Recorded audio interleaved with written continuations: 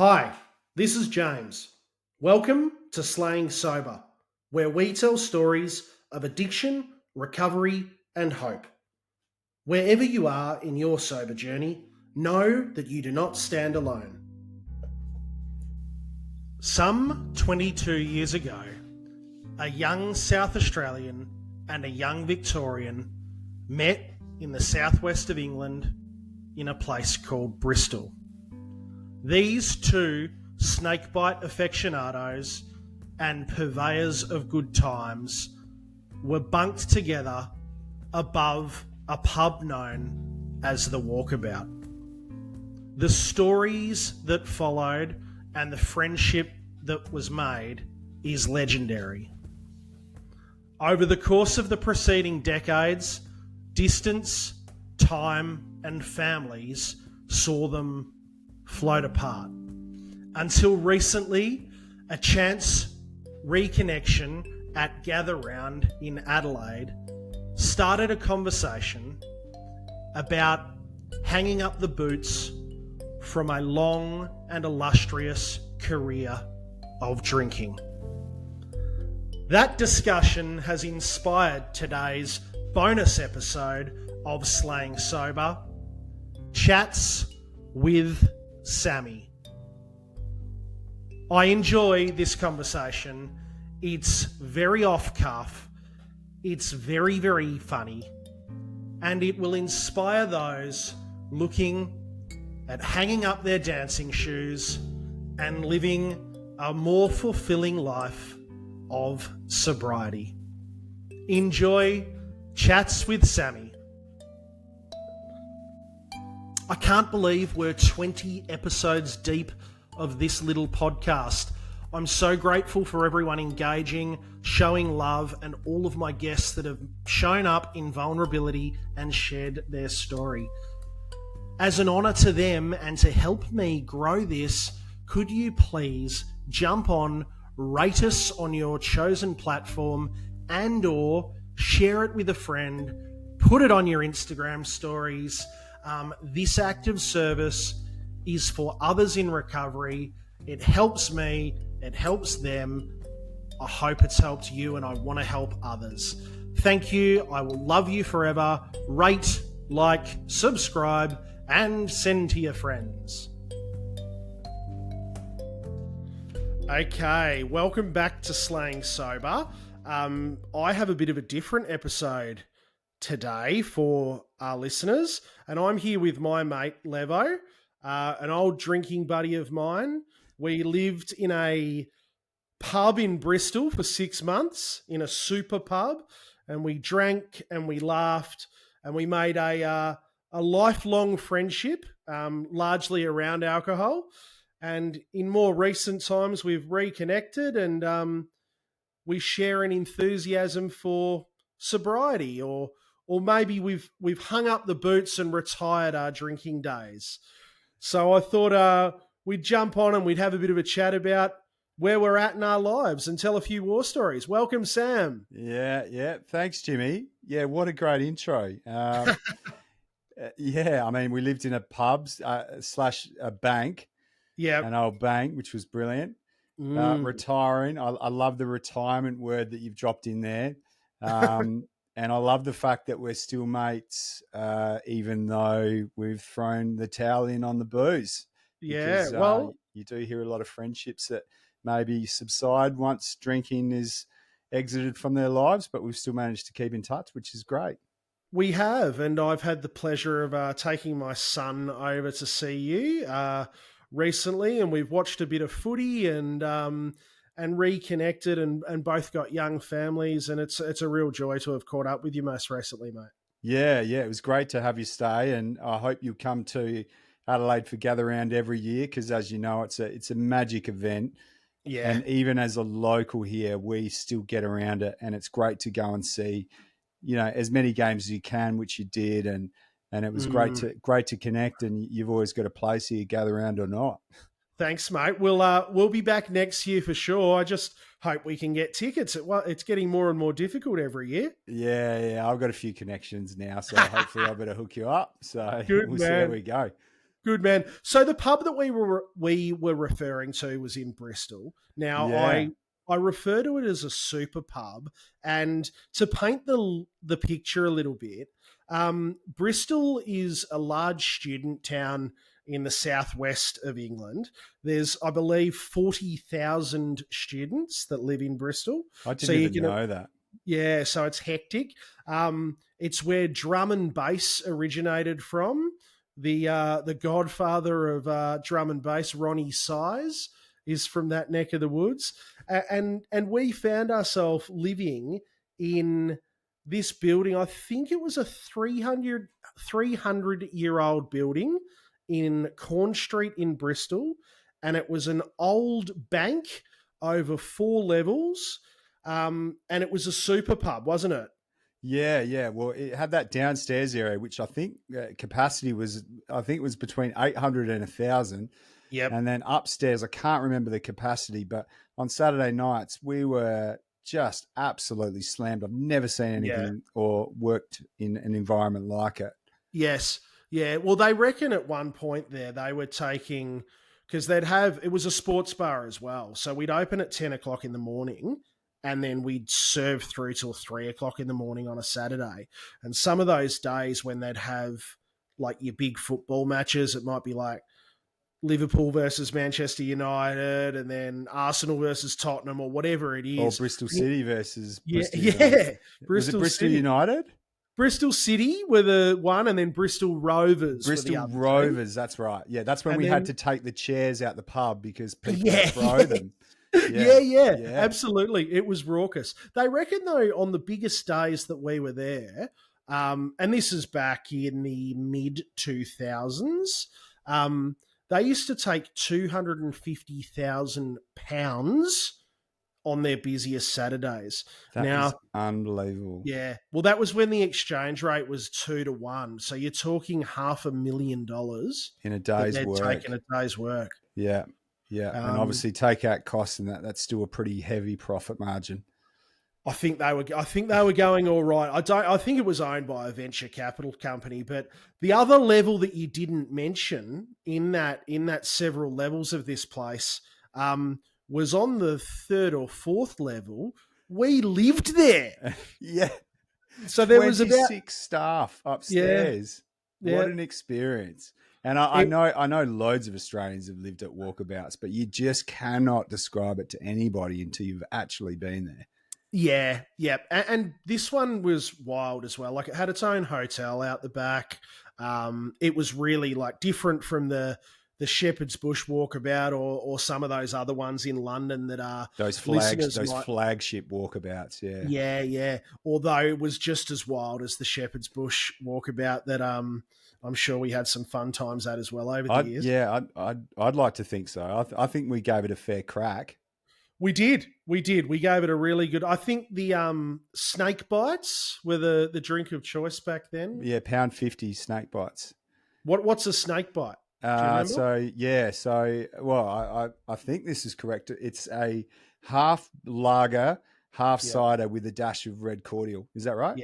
Yeah. And we'd put the dash of red cordial. We'd put an S. That's in the top of it. Yeah, that was like the barista's version, like the beer barista's version. Like real art form, like S for snake. Like we really added some class to that heinous drink. And it did funny stuff to people, didn't it? Oh, yeah. Us it included. was wild. Yeah. I don't know what... I always think that cider is a bit of a sort of a drink like that anyway. But, yeah, just the amount of sugar as well, chucking a shot of cordial, blackcurrant cordial in the top of it was wild. Yeah. It did some numbers on... look, mainly the female audience, I found that, it had a huge effect on... I mean, it affected everybody, but... And you could tell them coming because they'd have these big red, the red grins and the red teeth. Oh, they were wild. I was chatting to a friend the other day about it, and this is obviously something that we're certainly not proud of. And I won't let you speak. I'll let you speak for yourself here, but I think we drank every single day. Oh yeah, every single day without fail. Like there wasn't a day where we just thought we'll have a day off. That didn't even come into play. Yeah. I remember that there were a couple of times where, for whatever reason, it'd sort of get to like 5 or 6 o'clock at night, and or the end of your shift, and you might not have picked up a drink, and that was really odd. Like we'd sort of look at each other and, oh, you're not having a couple tonight. It was really, really strange to not drink. Well, I guess we're also at an age where your body could handle it too. So we Yeah. were 19 and 20 or Yep. 20 years old About respectively. that. Yeah. So it's pretty easy to bounce back at that age. Yep. But I remember this one time when I saw you in the kitchen and you were prepping some food and you just looked like the Walking Dead. Oh, I yeah, don't know yeah. why I remember it. It was 20 years ago, but you just you weren't even it was like an out of body experience. Your whole face just was down. You Uh, were droopy. You just were yeah. so hungover that And it just looked like I could feel your pain, yeah, and it hurt me just to look at you. it it was really unhealthy. Like when I look back at those times, and I've got to say, like, this is a sobriety podcast, for me, but also this is us telling stories of what we've done, and we'll get round to where we are now and why we've hung Yeah, up yeah. the boots, and why we've retired. But it seemed very normal then. Like I feel like we were all consuming alcohol the same as one another. Yeah, yeah. I mean, obviously, we're talking about our individual experiences, but Yeah. the entire core staff, including most of the management team, they Yes. were the same. Yep. And adding the I don't know if you remember the social club when we bought the Yeah. fridge. Yeah. Yeah. I mean, who does that? I'll tell you who does. You These do. guys, Yeah. Yeah. these guys, you're a part of that as well. Who buys a Yeah. fridge? Like we were on Yes. £5 an hour. Like we couldn't Yeah. afford a fridge, Four but £4.75 an four hour. pounds 75 an hour. I don't even know how Mm. much that fridge cost, and we obviously couldn't take it with us. So, that's just the level of generosity that we had in us. Yeah. Well, But we then were to have, enablers, weren't we? We wanted everyone to be able to keep partying. yeah, yeah, yeah. I mean, obviously, in hindsight, we were the party starters. Yeah. Yeah. I think so. I think so. Everybody loved to drink, but we certainly had that extra gear that most people didn't Yeah. have. Yeah, absolutely. And like, I think we were enablers, and, I think as well, like, both a little bit entrepreneurial as well. Like you sort of mentioned there about the social club, and I think that was just buying slabs of drink and selling beers for. I remember they were the big Carling cans, the Yeah, 500 mils, for a couple of pounds or a pound or a whatever it pound each. was, Yeah, and there pound was each. still a And profit margin in there. yeah, well, it was probably just enough for us to pay for our own Yeah, yeah. It food, right? it Drink covered for our free. drinks, so there was still like method to the madness. Mm. Um, But also, I remember then as well.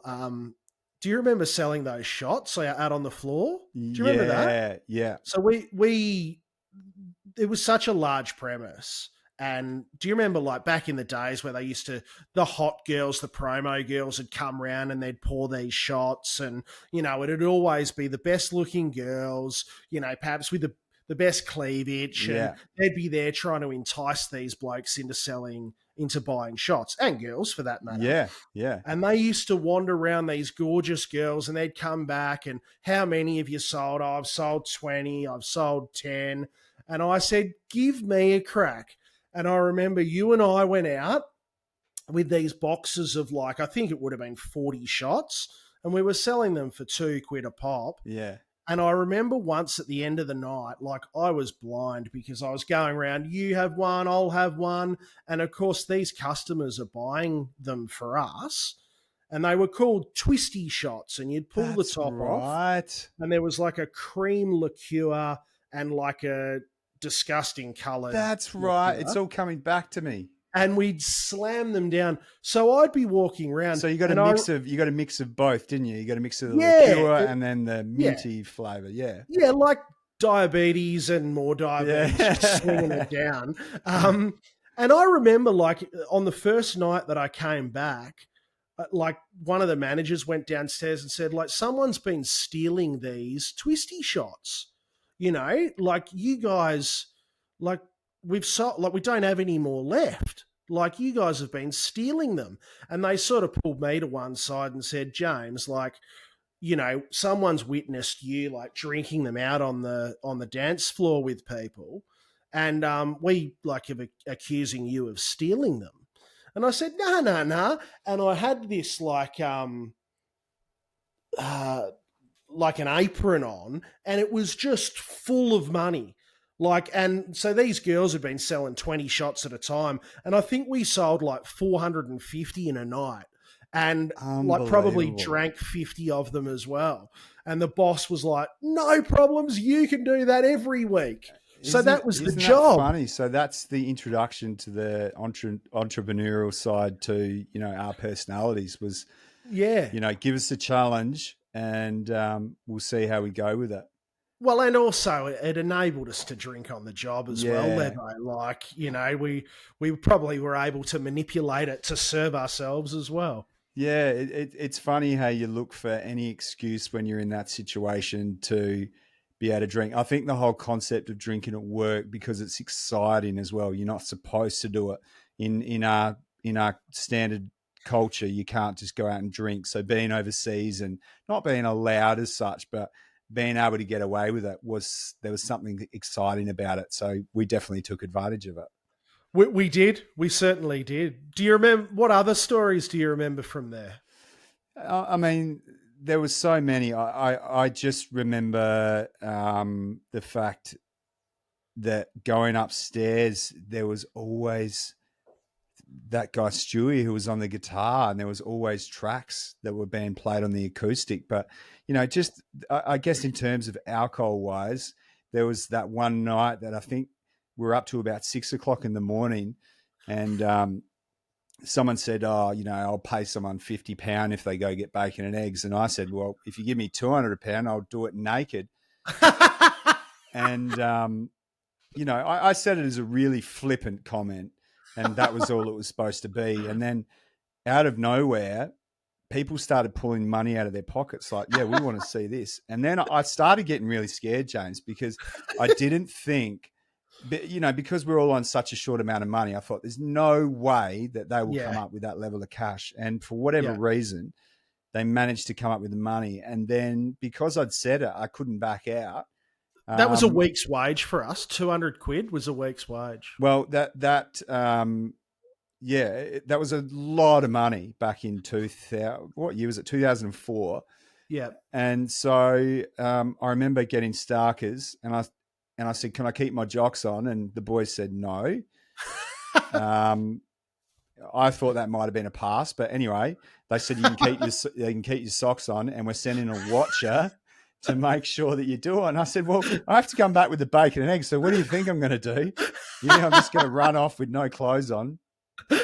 Anyway, so I've started running, and by the time all the money's got together and everything's been collated, it's about 7:15 in the morning on a Monday morning, and everyone's commuting to work. So this is the first thing I remember is running past, and this lady was talking on her phone. She's like, all right. And I just remember her talking in a British accent, like, all right, oh, there's this guy, he's running naked for it. And I just had tunnel vision just getting down to that 7-Eleven to get the bacon and eggs. I've never been so petrified in my life. Absolutely tanked, running down. And I nearly got hit by a bus as well because I didn't want to stop at the intersection. So I just kept going. I mean, this is just idiotic behavior. Yeah. It's insane. Isn't it? Insane behavior. It's stuff that you wouldn't even dream about if you were sober. But then the final part to that story is once I got to the door, and I'm pretty sure you're involved in this, so I'm going to point fingers, was you all locked the door on me. So I couldn't get back in, and you made me wait out there for the 5-minute waiting period. And that was worse than the run. That was so worse good because everyone was staring at me, like, even though I could cover my private area, just having all these people walking past and my bare ass, but then I said, give me that money. And I went to Switzerland with my girlfriend at the time, so it paid dividends. Very good. But just silly behavior. Yeah. It was some really good times. I remember we used to do this thing called the 10 quid challenge. I don't know whether you remember that, but because it was a student town, we cottoned on that. Like, obviously, we were working behind the bar. So Friday and Saturday nights, it was all hands on deck. We used to work ridiculous hours. But the bar was obviously open 7 days. But Monday night in particular was industry night. So what would happen is that's when, there'd only be skeleton staff keeping the bar and the kitchen open. But out of the 26 people that lived there, 20 of them would have the night off. So what we'd do is I don't know what day we got paid on, but it would have probably been close to the end of the pay run. So everyone was pretty skint. I think we got paid on the Tuesdays. This was a Monday night. So it was the last bit of money in your bank. The last bit of money that we had. And we used to get paid cash as well. I don't know whether you remember. You used to get a little envelope. I can't believe I'm saying this. I feel like I'm 1,000 years old. Yeah. A little yellow envelope with folded up notes in there. That is so there was dodgy. something when you think about it, that's so dodgy. Yeah, no, it really is. Like, this is like 2005. It was only 20 years ago. Yeah. Anyway, so the Monday night was the industry night, and we get 20 of us together, and the challenge was that you'd have to go out with only a £10 note and see who could come home with the best stories, having the most drinks, and having the most fun. And you and I think the first thing we'd do with our 10 quid is we'd go out and we'd go straight over to the co-op, and we'd buy a 10-pack of fags. That was about £2.20 at the time. Pounds, yeah. So we'd have £7.80 left for the rest of the night. So we'd find a place that would sling us £1 pints. And Weatherspoons? Weatherspoons over the road, or there was a Star Bar. I feel like I have recollections of that, and all the your memory is really, really good. Yeah, well, it is now, but only just. But yeah, we'd sort of like a pound a pint. So you'd have your £7.80. You'd get like 4 or 5 of those in. If we were really skint and we'd run out of money, we'd play a thing called Pint Sweeper, where you'd walk around and you'd steal other people's pints off their table. And then if we were really, really lucky and you had a couple of bit of shrapnel in your pocket, there used to be a kebab van on Corn Street. And funny, it was a little nod to the Australiana of the Walkabout. And it was a kebab van called the Jason Donovan. Attached to the Donovan brothers and the pop idols back in the 80s. So that is a phenomenal memory. I mean, I ate there nearly every night, and there's no way you couldn't pay me to remember the name of that. Yeah, the Jason Donovan. That is brilliant. And they sold burgers too, didn't they? Is that the same joint? Yeah, they did. And like like with silver coins in your pocket, you could get a feed, I reckon. Yeah. Oh, that was absolutely phenomenal. I just want to change direction because this has just hit me. Do you remember the induction process? How you had to go to that cider bar and drink the warm ciders? Yeah. Do you remember what it was called? Absolutely not. I remember not remembering. So there was the Bristol is famous for for their flat ciders, wasn't it? For cider in general. Yeah, like West country of England is cider country, the farmers and the really thick, scrumpy sort of ciders. But there's a bridge in Bristol called the Clifton Suspension Bridge. Yeah. And it's over the Avon River and up a gorge, which was the exact other end of town that we were at. So you like, as the crow flies, it's quite close, but it's up a very, very, very steep hill. And the induction process went that when you moved in, well, you tell the story of when you moved in. Well, I'll tell the story, but I just want to see if I'm correct because I got briefed on it because I was living in Greece, and then I basically called a couple of mates, obviously Felix and Matt, and asked, could I get a job? And they said, you've got this induction process. So it got me so incredibly drunk. I just don't remember it. So please fill in the blanks. But Yeah. they said, I think you had to drink 3 of these flat ciders, Yep. and they just served them at room temperature. And they said, be very careful. And they were only schooner size. I'm talking in SA terms, so 285 mil. Sorry, Yep. no, they were half that. So they would have been 140 mils, which we call a butcher here. Yep. And I had 3 of those, and I don't remember the rest of the night. Yeah. And obviously, I'm a big enough dude. I'm 90 kilos. I'm 6 foot even, and 3 of those, and it knocked me. I don't remember anything.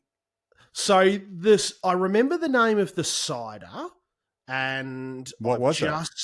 So the pub itself was called the Coronation The Tap. Coronation Tav, right? And the ceiling would have been 6'1", so your hair would have been touching the ceiling. Yeah, and And it quite was a dark in there. dimly lit place. And the cider that they did was called Exhibition Cider. And I reckon it was like something like It was like 18% or something. I think it was like 9 or 10%. Oh, okay. Or I'm something just making like stuff that. up then. Yeah, it felt like it was 18%. Yeah, but the thing was, we probably would have had half a skinful on the way up there. But you're Yeah. right, like it sent you completely loopy, and I feel like it was like on a hill. You've got this suspension bridge in the background with it's like 100-meter drop off there, and the wind would swirl through, and you'd come out of this place after you just necked all these ciders as part of your induction process to the walkabout, and you just hit the street, and it was this old cobblestone or bluestone street, and you'd be like, I am pissed. Yeah. I am really pissed.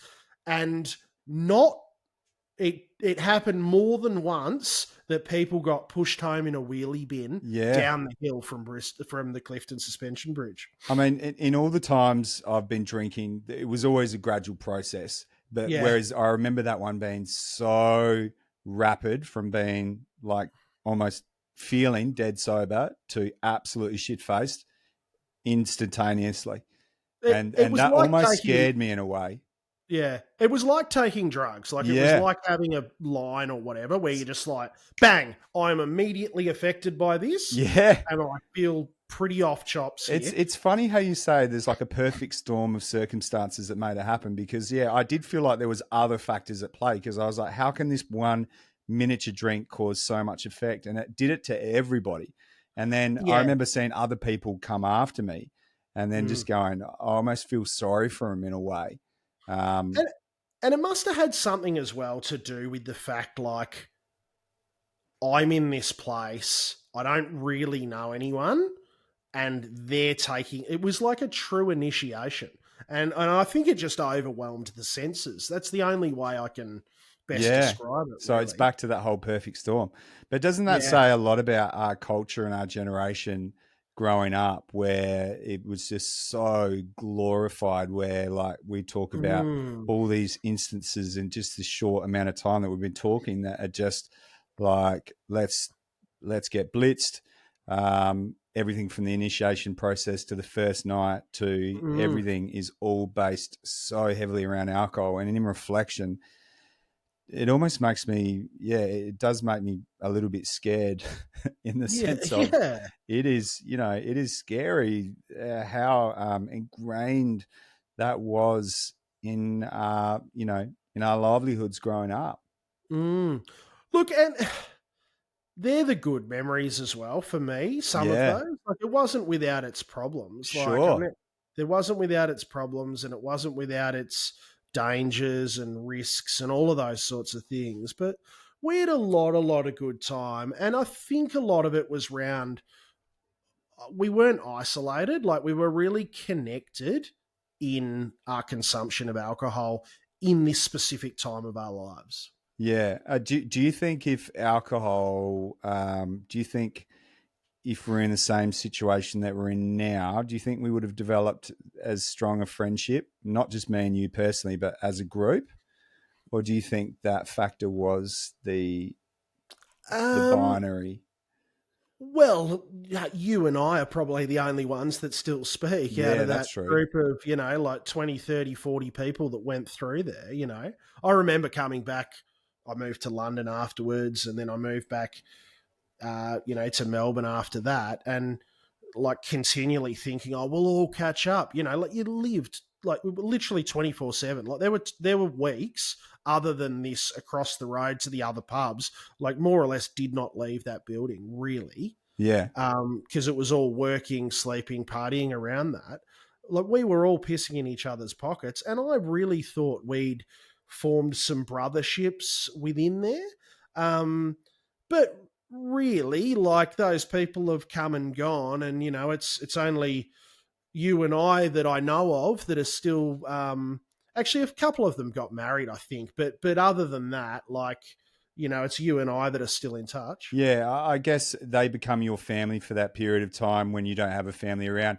And this is Yeah. pre-FaceTime when you could talk to anyone. Like, I think I spoke to my parents maybe a handful of times in that 12-month period that I was away. So Yes. that's how you develop such a strong bond. Yeah. Um, but There was an internet cafe around the yeah, corner that you'd have to go to. yeah, Yeah. you'd have to go to that. And it was expensive too. Shit, yeah. So, it wasn't one of those things that you would want to invest in. Those phone No. calls with your parents or friends would have to be short because they were expensive phone calls. But yeah, I do want to say, my God, they are some of the fondest memories Yeah. I and loved it. ones that I will always treasure to this day, Yeah. and Yeah. that's the irony of this entire conversation. Yeah. Look, and but I remember I remember getting too carried away there and making a goose of Oh, myself, and myself included. being thrown out of like the bar, and sort of told like you go to bed now, and don't come back in. And that was like by the big boss, Mike. And then I waking up remember the that. next day and just feeling like absolute shame and Yeah, embarrassment. And it wasn't an open door policy in there. It was you fucked up, son, you fucked up, yeah, I reckon. yeah. He And was scary. he was. And we like almost had very, very little to do with him as just employees. It was all through the managers there. But yeah, I remember feeling shame around that. I remember a Christmas day. I don't know whether it was like continuing on from a big night, but we were all sort of an orphan's Christmas in this pub. It was the only day of the year it wasn't open. And I remember being blind by 10 o'clock in the morning. And there's photos of me and like waking up on Boxing Day, like, where did Christmas Day go? And just feeling so isolated from my family. What have I done? There was still shame and regret and Yeah. remorse, but largely it was a really, really good time. Yeah, yeah, it was. And I think that the shame wasn't felt as much because you had that brotherhood behind you that could always pick you up. So you always had someone to talk to. So Yeah. that I guess was the difference between, say, the way that you move on once you move back home Mm, is you don't have that same support network. But yeah, I'm yeah. the same. I'm the same as you, James. The amount of shame I felt after some of the big nights, and always that, oh, what have I done? What have I said to someone? I'd always be worried about, have I offended somebody? That always used to plague me for some reason. Yeah. Yeah. Even though I'd like to think I'm a pretty harmless character, I'd always think, have I offended somebody? Because I got to that level of cockiness that, I definitely wasn't proud of. Yeah. Um, And you're but a people pleaser as well. You of don't want to course, upset anyone. of course, yeah, yeah. I've in my sobriety, which I'm coming up to 16 months now. Yeah. It's I've realised how much that I've tried to please other people, Mm, and it's almost encapsulated me to a point where it made me sick a few years ago. yeah. And it's taken a lot of therapy and a lot of talking it out to really sort of overcome that, Yeah. because yeah, just worrying about constantly, whether it's at work or friendships, or as I said, whether you've said the wrong thing, even sober, like whether you said the wrong thing or not, and has Yeah. that affected someone yeah, that's just taken a lot of time to get over. And I always knew that alcohol was just that mask where I could just not care anymore for Mm. that period of time, like a lot of people, So do you think that that's why you drank and that's why you drank so much? It was a confidence thing? Yeah, I think I've always had confidence, but I it gave me a level of confidence that that arrogance that I always wanted. So I probably looked up to people that were arrogant in life and always wondered, how do you get to that point? How can you just walk around with your chest puffed out, Yeah. like these individuals? And I never had that.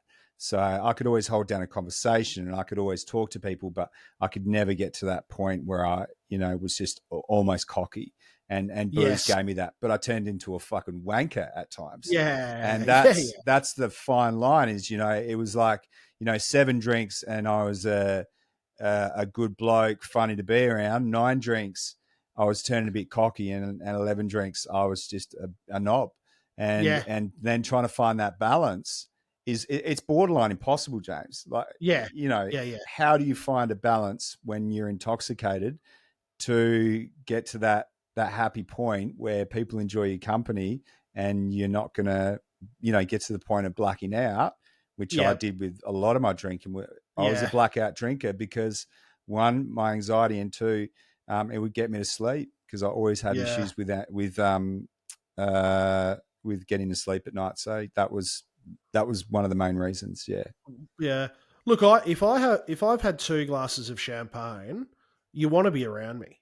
Like you Yeah. really want to be around me because I'm a fucking lot of fun. Yeah. Yeah. If I've had 4 glasses of champagne, you probably don't want to so much. And as the night goes on, you want to distance yourself. Yeah. And I do stuff I'm not proud of. I make poor decisions. It leads on to other things. My character flaws come to the surface, and it causes me problems. Right? It's funny how funny you think you are at the time, though. Like every Oh joke yeah. that you're pulling off, like Oh if you're talking to girls, you think you're just killing it. yeah. And if you could watch yourself from afar, you realize how far away from the mark you really are. Oh well, Is and you do, yeah, embarrassing. yeah. Oh, you do like when you're sober. Like I still go out. Like I still go. Like I'll go to the spring racing carnival with my mates that are all there, and they're doing what I used to do. I probably used to do it at a bit more cadence than they did, and a bit quicker than they did.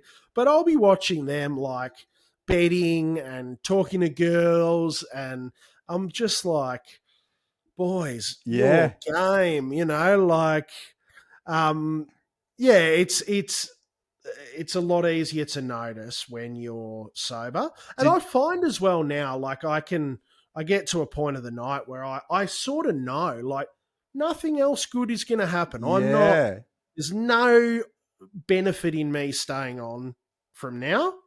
I'm off. And I can absolutely. get in the car and drive away. I think the sobriety journey, being able to drive home, is still foreign to me. I know you're 2 years into your journey, but I think it still trips me out now that I'm allowed to drive home because I'll drink the 0 beers and sometimes I'll have 7 or 8 and go, oh, I can't even drive, and I'll have to trick Yeah. myself and go, how am I allowed to drive home? I've had 8 beers, Yeah. Yeah. because Can I've you drink tricked my 7 or 8 mind. non-alc beers? Yeah, yeah. Like at the footy, like we had the Yeah. SANFL grand final the other week, Yeah. and I didn't tell any of the boys at all, Yeah. Okay. and not because I'm embarrassed or ashamed. I have no. If someone asks Yeah. me, I'll happily tell them. It's just Yep. more. I just grab the zeros, pour them into a cup, and I just drink them along with the boys. And one of Yeah. the lads said to my brother the other day, they said, "Oh, is Levo back on it?" And he was like, "Nah, he just drinks zero." So Yeah. it's Good on funny you. because I still drink beer. Like, so someone goes, "You want to go for a few beers?" The answer is always yes. They just don't have Yeah. alcohol in it. Yeah. It's no different, and it shouldn't be any different either. No, but like it's a social. It can be a social thing, can't it? That you go to a somewhere and that's what you drink. There'll be times like if I'm out in the garden and working my ass off, or I've been for a run in summer or whatever, I'll sit out at the deck and crack a non-alc beer, and I'll really, really enjoy it. But there's other times like I'll go out for dinner and, a Coke Zero is a pretty fucking tasty drink, like it's Yeah. highly enjoyable. Yeah, it is. One, I think once you have more than say Yeah, two Coke yeah. Zeros, they start to get a bit sickly sweet. Yeah, yeah, it's the same thing. But I'm the same. Like I don't think I could have that many non-alc beers. Like I have done that, and I've woken up the next day and felt pretty shit Isn't that from it. funny? Do you? Like, well, I Do, don't like drinking. 4 liters of fake beer is probably not that great for the stomach. no, it's definitely not. But whatever can get me through that moment. Yeah, 100%. Yeah, You and that know, what works for you. yeah, exactly. I know a lot of people are divided with the zero alcohol beers, and they say it can lead you back into the habit. For me, it's gone quite the opposite. It's Yeah, I'm on the Guinness 0.0s, and yeah, yeah, they are just phenomenal. They taste yeah, exactly like the same product, and credit to Guinness for creating a yeah, product that tastes pretty much identical to their original. Um, yeah. I can't say I've tried one, but everyone keeps raving about them. So I might have to put a couple in the fridge. yeah, definitely. Yeah. Mm. So, what has been most rewarding for you when since you've been off the beers? Look, for me, I remember when my daughter turned 1. Yep. So her birthday's sorry, just before she turned 1, a week before, I had a massive night on a Sunday night. I can't even recall what it was, but I woke Yep. up. I woke up the next day and I was just rubbish. And my partner, she had to go out for the day, so I was babysitting her.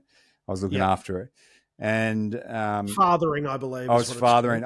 You got to be so correct with your terminology because I Yeah, got yeah. told off for saying babysitting. She's like, "She's your daughter. You're not babysitting." All right, so I'll be politically correct here, Daddy. Yeah, no, all good. But she came up. So I went up and she wanted to play, and I just had nothing in me, and I Yeah, just had this massive forethought of just like, really, is this what you're gonna? Is this how you're gonna turn up for your daughter? You yeah. know, this is just this is not good enough, and it was that Mm, real moment of this is it, and I yeah, knew literally in that moment this is the last day. So there wasn't yep, some crazy moment that happened. There wasn't there was heaps of bad shit that happened to me, in terms of like anxiety and depression and having to speak to yeah, counselors and all that extra stuff. But in yes, terms of the moment, I just yeah, couldn't look at this, at my daughter and just say, "Hey, this is how I'm going to turn up for you today. This is the best I yeah, can give you." I was like, yeah, "That's bullshit. You've got to lift your yep, game." And so I threw the towel in, and I didn't drink on her first birthday, and my family was there, and everyone was drinking, and I haven't looked back. And amazing. I mean, I know everyone says it, but it's the best decision you could ever make. Yeah, And I know you attest to that. yeah. Look, 100%. Like I think the connection with the family, for me is just the number one thing. I actually I was pretty bad in the end. My drinking had become at an alcoholic level, I'd say, for me. And I'm happy to identify that way.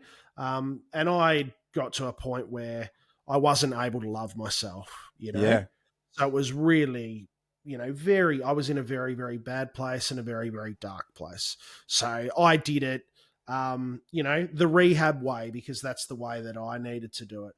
But I think for the purpose of this conversation, I think there's a lot of people in your position where you don't have to have a rock bottom, you know? You don't yeah, have to crash a car, lose everything.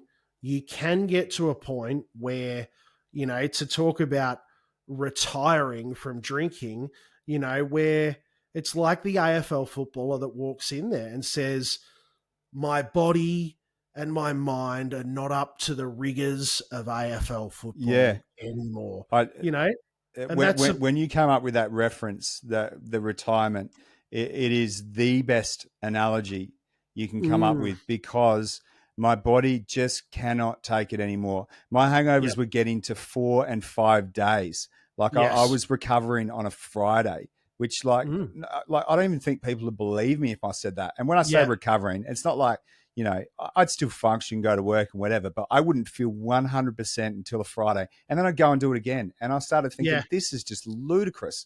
Yes. You know, and when we were in our 20s and when we were doing our traveling, you know, you maybe a day at worst or the morning and drink some water, have something to eat and you recover. But, you know, it's like, what a punishment for something that causes me that much harm when I can't control it anyway.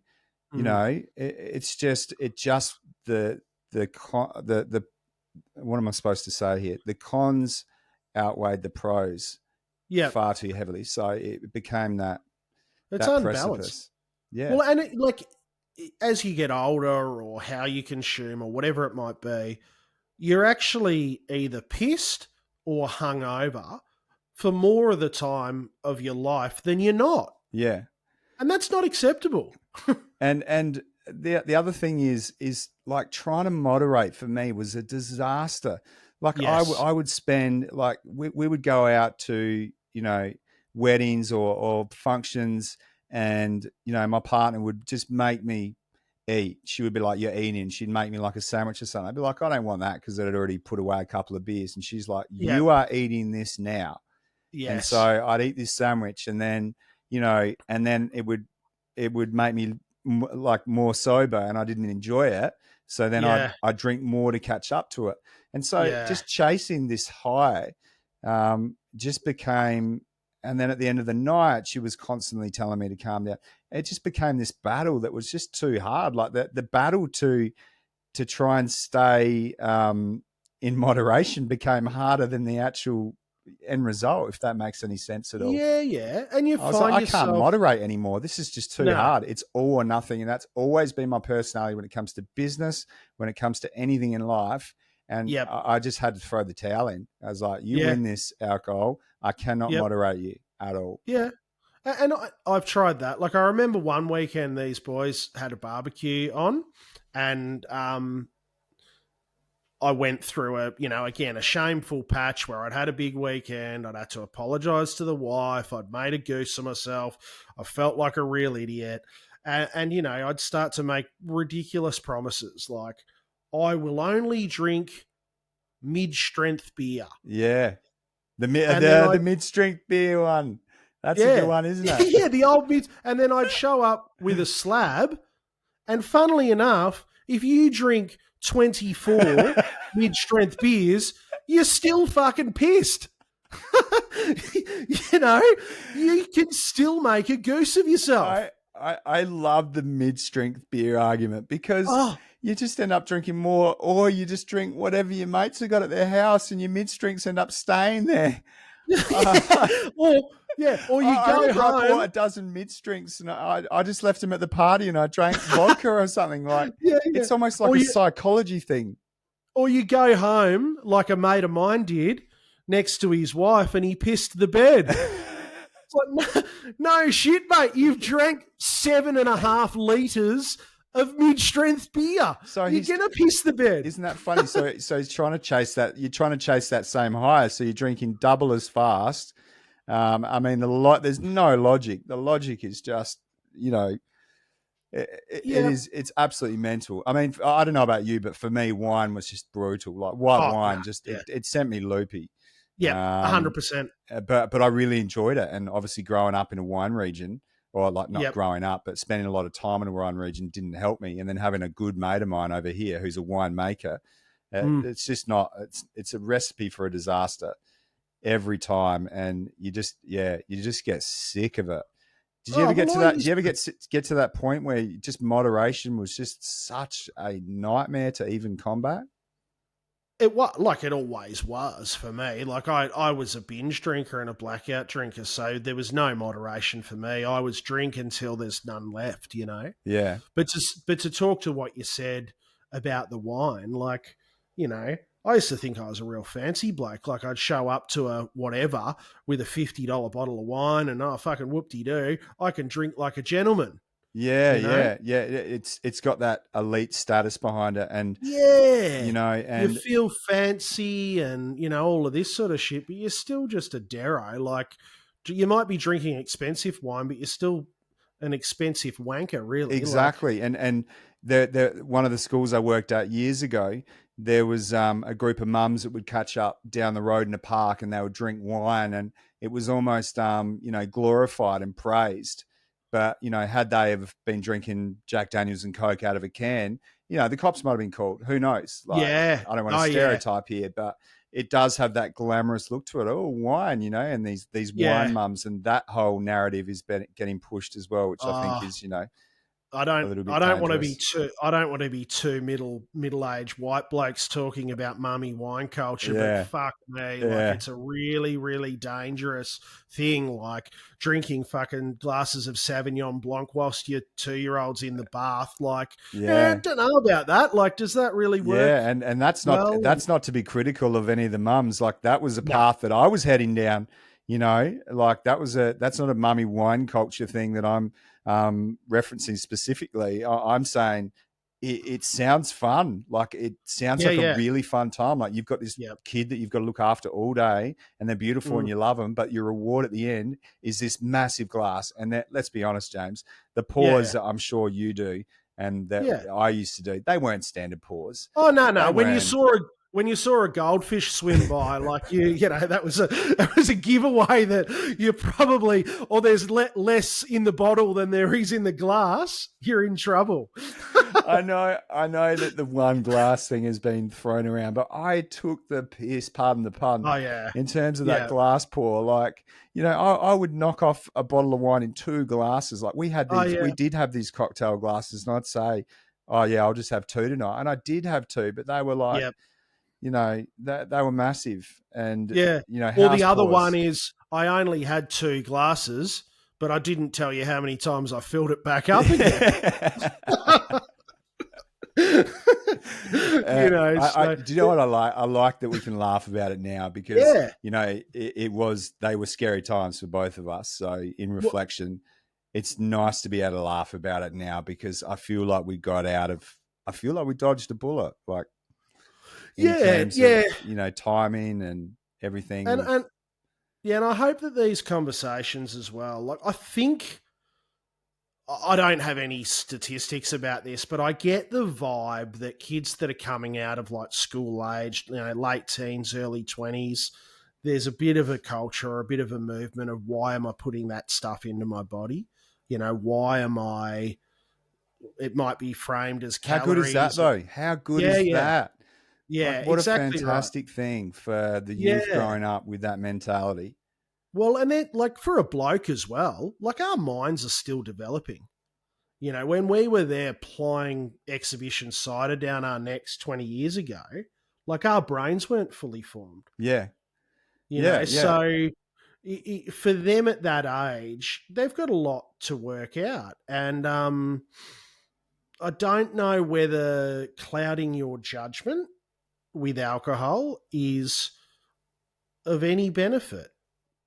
I actually don't know what the benefit would be. Maybe it's picking up, I just wonder how different we would be. Let's say that we were sober from that period, from, let's say we never touched a drink. Would we be any different today in terms of, business, personality, anything, you do wonder how much effect it has had on us for that amount of heavy drinking for 20 plus years. Well, when we cark it and they cut our brains open and see that it's still got a beer mat from the Walkabout in Bristol stuck in there somewhere or whatever, or there's like a red S in our brain from the snakebite, we'll find out then. Do you know what I've enjoyed most so far is just that, and I think for your own mental health, and correct me if I'm wrong, to be able to talk about these stories, reflect on them and bank them and still admit that they were good times and good fun, but know they were also dangerous, and know that maybe they weren't the right thing to do, but nonetheless still good times, and that we've moved on, grown up, is still healthy sort of dialogue to have. I don't think I regret much about this time of my life. There's later times when I do. Yeah.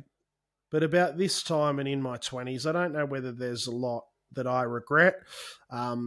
I put myself in dangerous situations. That's probably one thing that I can acknowledge, that I took risks that I wouldn't be proud if my children took those Yeah. risks now, Yeah. is probably the way that I'd frame that. But yeah, it's the benefit of hindsight. And like, when the fuck do we grow up? Like, we're both 40, right? And it's taken us till now to really work out this part of our lives. I'm just glad that I did work it out, because I was looking at every other solution but this one, to the point where I was going like literally every other solution but alcohol. So, whether it was nicotine or eating healthy or going to the gym, it was like anything but that. And it'll solve it. And then when everything pointed at that one problem, being the heavy consumption of alcohol, being the number one issue behind, gambling, which we haven't even sort of touched on, but the amount I used to gamble when I was drinking as well, and was scary.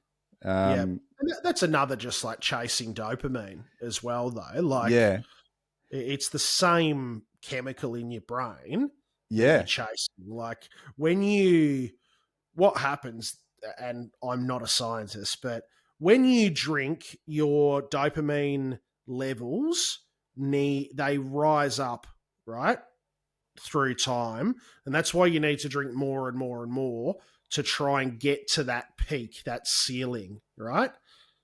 And that's why you got to get more and more and more to feel that good. And throughout time, it just becomes impossible to achieve that equilibrium.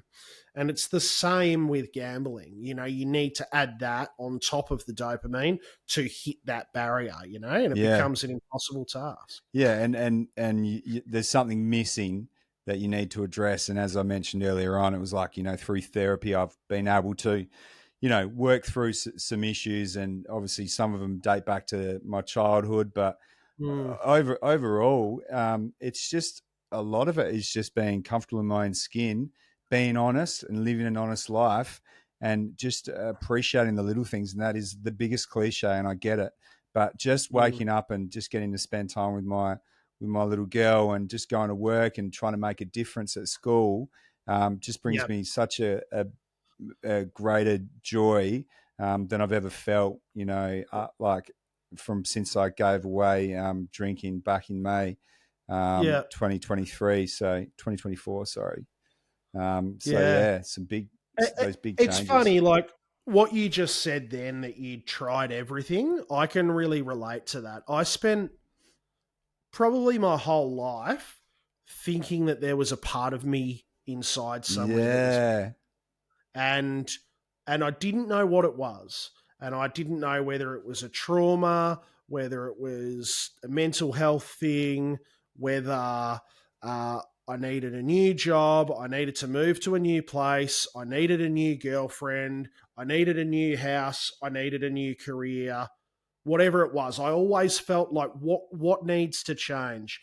And then it was having children, and I thought that would resolve it, but it didn't. I still had this missing part of me.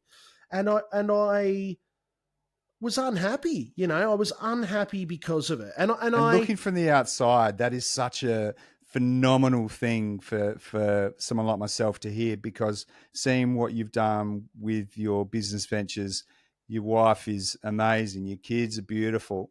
That's a hard thing to fathom from an outsider. Sorry to cut in. No, thank you. And that's what, a lot of people said that when I came out as an alcoholic, my friends were like, "What?"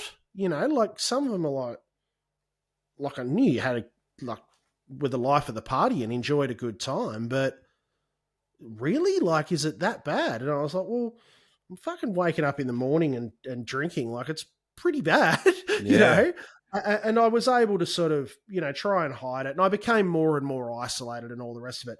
But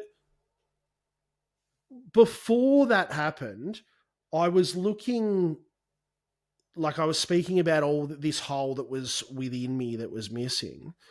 And I looked everywhere. I started to listen to a lot of podcasts, and I started to look at spirituality, and I started to look at all of these things on I've got something missing. Where is it? And it was like at the end of my hand in a fucking can the whole It's time. Like, it was embarrassingly alcohol. obvious. It's It was so so obvious. obvious. I just want to add to that because Yeah. on that same point, I was going to church. My grandfather was a pastor, and Yep. I was going down the Christianity route, and I'm not knocking anybody who's religious or whatever, but I was Yeah. trying to find God. I Mhm. thought maybe that was the answer, and I couldn't find it in the church. I thought that would fix me. Finding God might be the solution, and Yep. then I'm going home and drinking. Like it just you look back now and just go, how did you not work it out? All of your problems were connected to this one thing, and Yeah. you're blaming it on someone. You're blaming it on something else. Yeah. Yeah. Yeah. Yeah. Like, and I mean, I think there's something to be said, as part of my recovery, like, I am much more spiritually aligned than what I was. So yes, there was a part of that might have been a part of that hole, that I wasn't in touch spiritually. Oh But yeah, yeah, of course. I'm not saying that those aren't small factors in what's yeah, going to help you improve as an individual, but the massive, if we're talking at it like a pie chart, yeah, there's yeah, yeah. 90% is this one problem, and we're going, yeah, we'll Well, skip that one. and like, it probably comes down to honesty as well. Like, if I'm being honest with myself, getting blind all the time is not good for me. Like, so it's not just the substance. It's Yeah. like, what are you ignoring here, pal?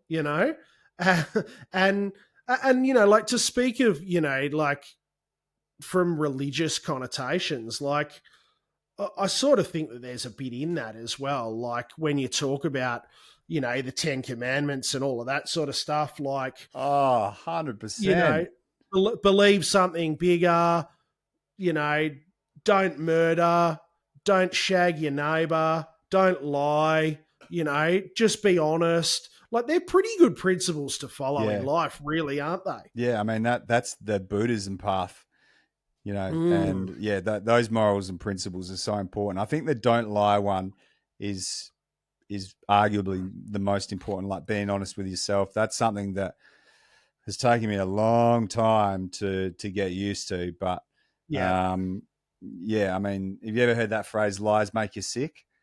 yeah, Like, yeah, I yeah, mean, there's not a truer statement out there.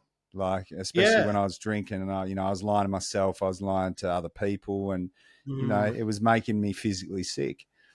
And there's just nothing worse that you can do to your body than be deceitful to others, but mainly yourself.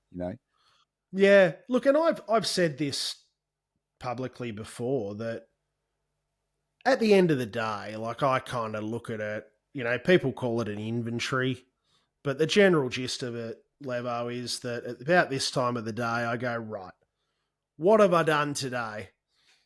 And there's a line down the middle of a page, and it's, I've done this stuff that's good.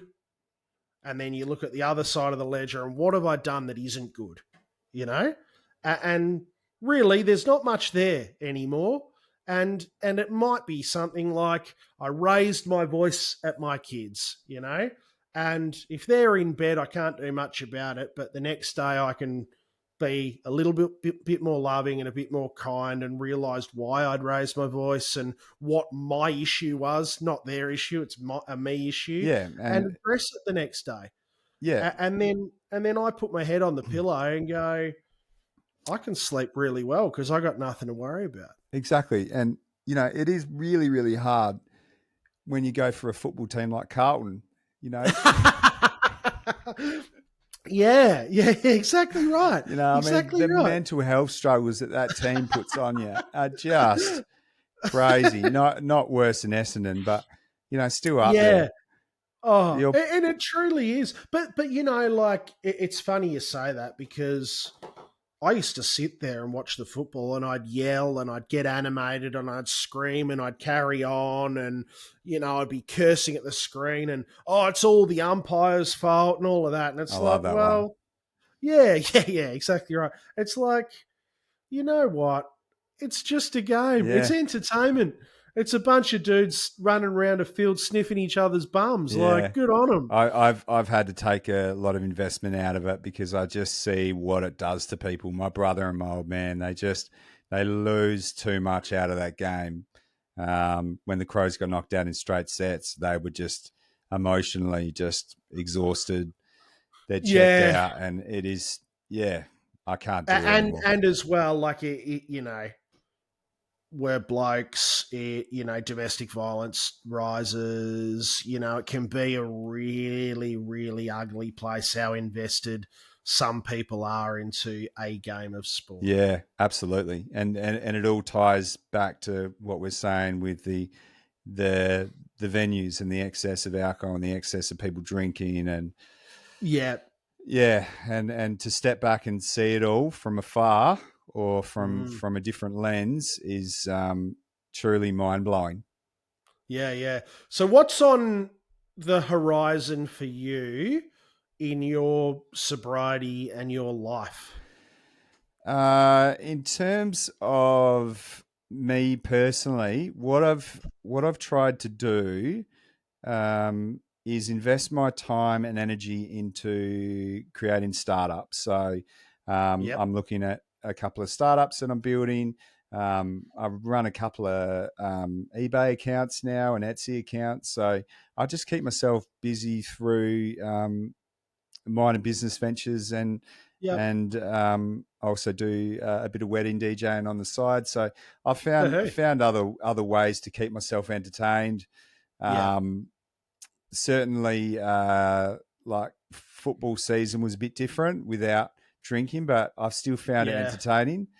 Yeah. But obviously, spending time with my daughter, I've got two stepsons as well, which Yep. I get to hang out with. So I'm much more present and Yeah. the things that I'm able to achieve now in sobriety is massive, and I'm sure you can attest to this. I can go to Mm. bed at 3 o'clock in the morning and wake up at 7, function for a full day, maybe Yeah. have a half an hour nap, and go back to work and do something that I enjoy and achieve that. Yes. Before, when I was drinking, that was unheard of. So, in terms of Yeah. my production and my capacity to be able to get stuff done and be more present for my family and my partner is just it's night and day. And so for Yeah. me, that's huge. It's a superpower, right? Yeah, it's a massive Sobriety is a superpower. yeah. It's the cheat code which was right in front of me for so many years that I just Mm. didn't use. Yeah. Yeah. Absolutely. I have this like really, strong feeling that we're going to sit here and have a conversation like this at some point, and you're going to have like a really massive gold chain on and be like, I've just fucking sold this startup, Datey, like get over here. Oh, You've got so many ideas and you're such a clever guy and you're so hardworking that it'll drop, like it'll be something that drops, and I hope I'm riding on your coattails for it, bro. I believe that because I do have that self belief now, which wasn't there. But I just Yeah. hope it doesn't drop when I'm like 65 and don't have the time to enjoy it. So, To enjoy it. Yeah, yeah. a lot of people that know me well know that, I've had 500,000 different business ideas, never had any money to be able to fund any of them. Absolute pipe dreams, all of them Yeah. needed, $250,000 to get started. But on the same token, and a lot of people don't know this, is it drives me and I really enjoy it. So it's more Yeah. like a hobby and Yeah. investing my time and energy into creating something, whether it's successful or not, and it usually isn't. Yeah. They are still really, really good ideas Yes. that could, eventually one day, if I was, lucky enough to come across that level of capital to be able to Yeah. execute. But for the time being, I enjoy it. So that's all that matters. Yeah, yeah, You know, yeah, and it's the journey as well. Like you learn so much about yourself and life and the world and people. I've found with this project, like being podcasting around the sobriety and recovery space, I've just learnt so much more about people, which I can take into my life. I've got so much more empathy for addicts that have just had some of the most horrific and traumatic upbringings that have led them to addiction. And I've got so much admiration for where they're at in their lives. Like, I think I've made a pretty good fist of it, with business and life, and I got a big house and a shiny car, Yeah. whatever that fucking But that but means. that was never going to make you happy. That was never going to, No, and it didn't. And it no, it didn't. didn't. No, it didn't. But these people that have lost their children, that have got them back, and are now being role models for their kids, or these people that have lived in and out of jail or their cars for 25 years with heroin addictions, that have literally like just got their first job in their 50s. They are people that just inspire me more than anyone's biography I'm going to read, from the bookshop. These people are real life stories, and they're surrounding us, and they walk by us in the street all the bloody time. Yeah, and knowing you for as long as I have now, this is your journey to be able to give back.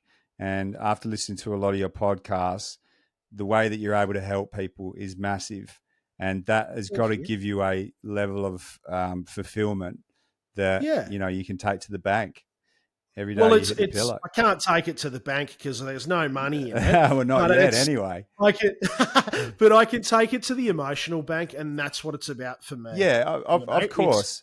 But there is that old phrase, and I know people hate hearing it, but if you do a job that you love every day, then you never work a day in your life.